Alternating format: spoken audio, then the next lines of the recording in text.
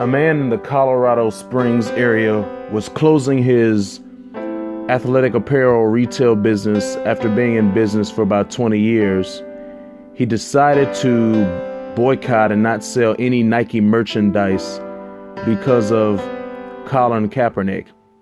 Now, when you're refusing to sell Nike product, that would include, for the time being, all NFL, NBA apparel, as well as all of the rest of the premier athlete endorsements and just the entire product line that Nike offers. Nike is a multinational corporation. It is one of the most recognizable brands in the world right now. A lot of people had reported when Nike had the Kaepernick ad campaign that the stock price of Nike had plummeted that day when they made the announcement. What they did not report is that if you look at the other retail athletic apparel brands out there like Under Armour, Adidas, Reebok, so on and so forth, that they too had the same declines that day in the stock market. I think that was a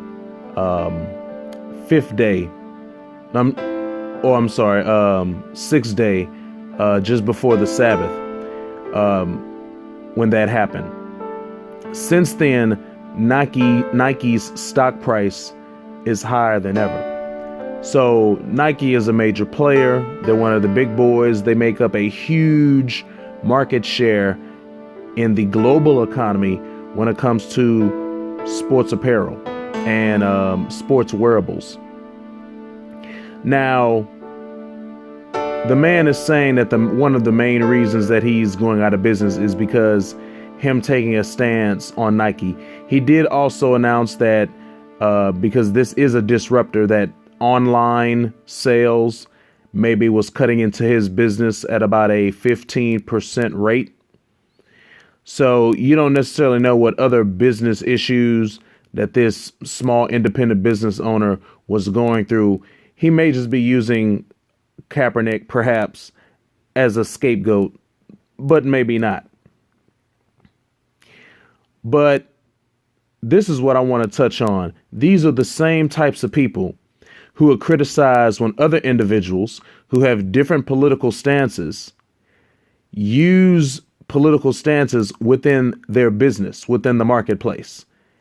They always want to talk about taking politics out of business, taking politics out of the workplace. Well, isn't this exactly what this man had did? He chose to take a political stance on his politics, his political views, and now he's having to suffer the consequences because he's not able to sell the merchandise based upon his stance that people want to buy, that most consumers want to buy. Now, myself personally, I'm not a big supporter of any of these brands, particularly Nike. I haven't bought any Nike apparel in maybe about 15 years now. I mean, I just don't really spend my money on too many of these big brands and labels, and especially what we've seen going on with these Italian and European high-end fashion brands.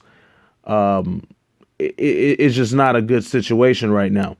You know, and if you look at the other podcasts that I've made, you know, you would definitely see how I stand on that. But guys like this individual, isn't he a hypocrite of what he's saying that he doesn't want other people to do? So you don't want to hear other people's politics and their business, but you feel like that it's okay to put your politics and then to insert your politics into your business. Isn't that a bit hypocritical? You know, and especially for someone who is supposed to be business minded, this doesn't sound like a very sound business decision and simply what's best for business. It sounds like it's something personal, not professional, very unprofessional. In fact, my belief to the NFL and all these other American sports leagues, if you don't want politics in sports, well, don't bring in the troops, don't bring in America's wars, and don't bring in all the patriotic propaganda like a national anthem and the presentation of the colors. Now, I'd like to end this off by saying that as I've stated in other video or other podcasts similar to this topic or touching on this topic, this needs to be bigger than Kaepernick. We need to take this beyond Kaepernick. Maybe he started something, but we're going to have to take it the rest of the way. We can't rely upon simply one supposed leader to lead everyone else. We all have to contribute.